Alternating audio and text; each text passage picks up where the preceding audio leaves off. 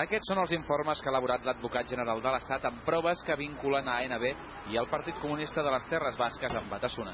Han arribat avui al Suprem, on divendres la Sala 61 començarà a debatre si legalitza aquestes dues formacions. L'advocada d'ANB i el Partit Comunista de les Terres Basques denunciava avui que els informes eren els mateixos que es van utilitzar per il·legalitzar Batasuna i que se'ls ha espiat. Qué curioso que se haya utilizado el espionaje político y las intervenciones telefónicas para montar un informe policial que sirva para pedir el artículo 129. A esa izquierda abertzale democrática les llamo a que no se dejen engañar y llamo a la otra a que se avenga a las reglas, porque existen dos opciones: las reglas democráticas o el camino de la prisión. Un Estado democrático se tiene que defender y somos fuertes.